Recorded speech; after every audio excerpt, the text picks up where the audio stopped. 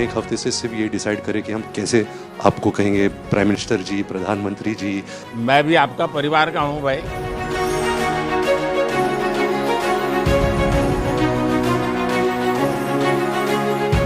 Wait करी थी जब आपको मिलेगी 10 साल से बनाए करेंगे। 10 साल जी 10 साल पहले वेट कर रहा था भाई।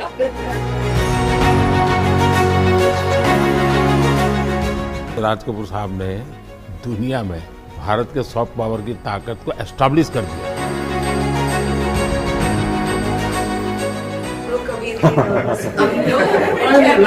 क्या तो कैमरा नहीं होता करना फोटो तो रैली होता होगा।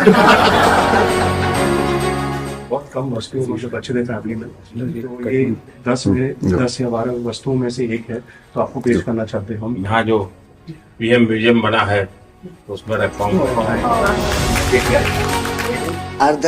आदरणीय प्रधानमंत्री श्री नरेंद्र मोदी जी। कट।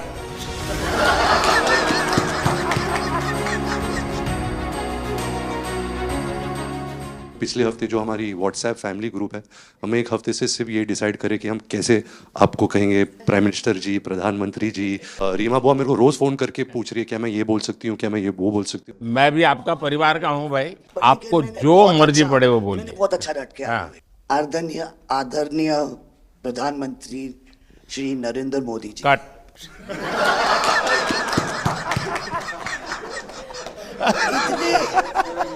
इतने कीमती वक्त में आपने सबको आज यहाँ निमंत्रित किया राज कपूर के बर्थडे 100वीं बर्थडे पे अवसर पे।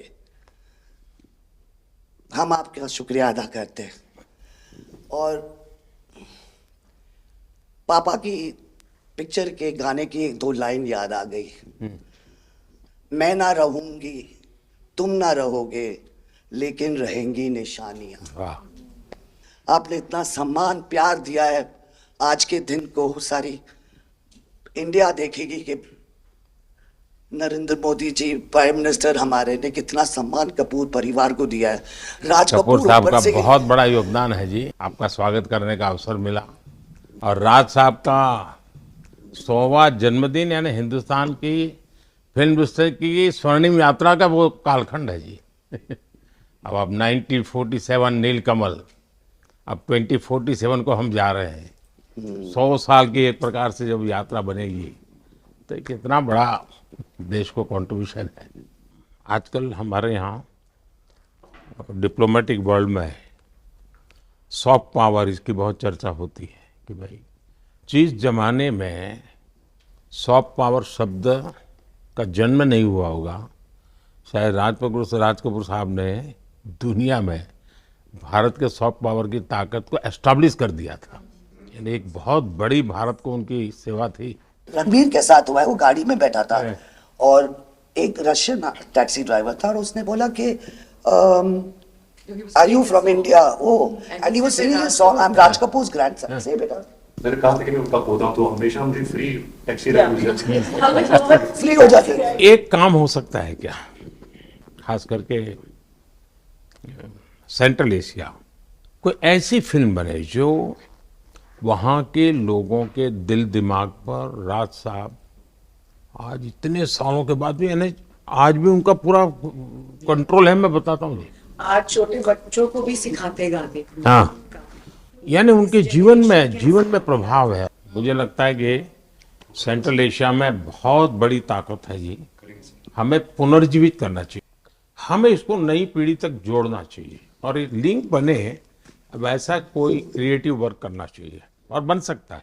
वो उनको इतना प्यार मिला उसमें कि ये थोड़ा से उनका नाम इंटरनेशनली भी बाहर गया और उनको बोल सकते हैं छोटे से तरीके से एक कल्चरल एम्बेसडर।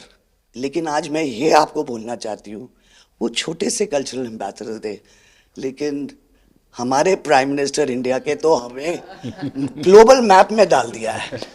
एंड वो हम we are so proud, each member of this family is very proud. देखिए देश की आज प्रतिष्ठा बहुत बड़ी है। सिर्फ योगा ले लीजिए जी, आज दुनिया के किसी भी देश में जाइए, योगा के प्रति इतना योगा सीधी है ये। ये और ये मम्मी और मैं, हम दोनों, बेबो, लोलो, हम सब योगा में बहुत रुचि रखते हैं। वैसे मैं दुनिया के जितने लीडर से मिलता हूँ, लंच डिनर अगर साथ में है तो मेरे अगल बगल में जितने भी है वो मेरे से योगा के लिए ही चर्चा करते हैं। एक छोटा सा ट्रिब्यूट है नाना जी के लिए। एक्चुअली दरअसल मेरा पहला फिल्म है एज अ प्रोड्यूसर, एंड मेरा सपना था कि मैं अपने फैमिली के साथ कुछ करूं, तो सब इस फिल्म में है। मैं एक चीज बोल सकती जी हूँ, बिल्कुल। ये वो ग्रैंडसन है, राधा ग्रैंडसन्स मेरे दोनों बच्चे, हैं, ये अपने नाना को मिले नहीं है हैं।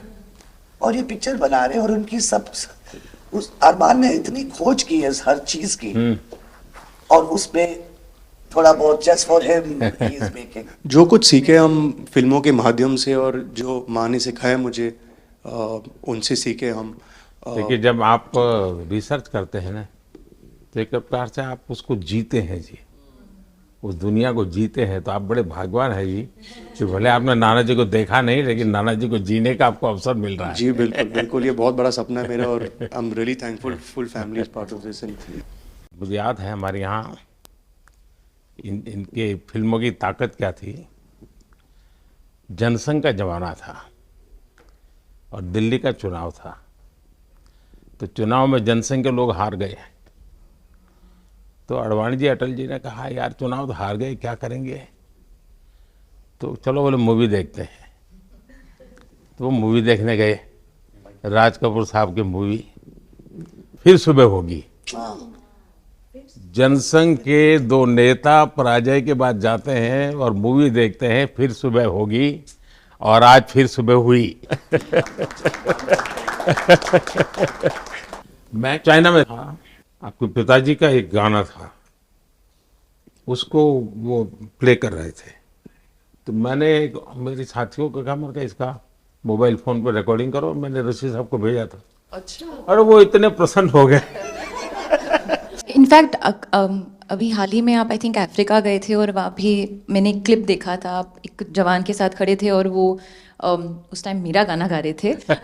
समझा, पर मैंने वो क्लिप देखा था और काफ़ी लोगों ने मुझे भेजा था और सब लोग बहुत खुश हो गए। बट एक चीज़ मैं कहना चाहूँगी, गाना जो है जो दुनिया को यूनाइट करता है, स्पेशली जो हिंदी गाने होते हैं, मतलब लोग गाते ही रहते हैं, शायद शब्द उनको समझ में ना आए। और ये मैंने काफ़ी देखा जब हम ट्रैवल करते हैं, खास करके of course with Raj Kapoor songs, but even now I think एक जो एक स्पेशल फीलिंग और एक सेंटिमेंट होता है हमारे गानों में, सब लोग बहुत इंस्टेंटली कनेक्ट करते हैं।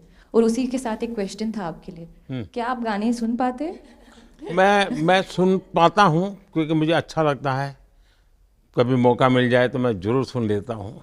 आप पहले प्रधानमंत्री हैं जिससे मैं मिला हूँ, और आपने आंखों में आंख लगा के इतने मतलब पर्सनली हमसे मिले हैं, और 2 बार मिले हैं। आप में इतनी अच्छी एनर्जी है और आप इतनी मेहनत करते हैं, और आप जो करते हैं मैं आपको कंग्रेचुलेट करना चाहूँगा, और thank you for opening your doors, और हम सबसे मिलने के लिए और इतने एक्सेसिबल होने के लिए, तो बहुत खुश हूँ। मैं आपके पिताजी को मिला हूँ और मैं सोच रहा था कि आज मुझे 3 पीढ़ी को मिलने का मौका मिलेगा, लेकिन आप लाए नहीं तीसरी पीढ़ी को।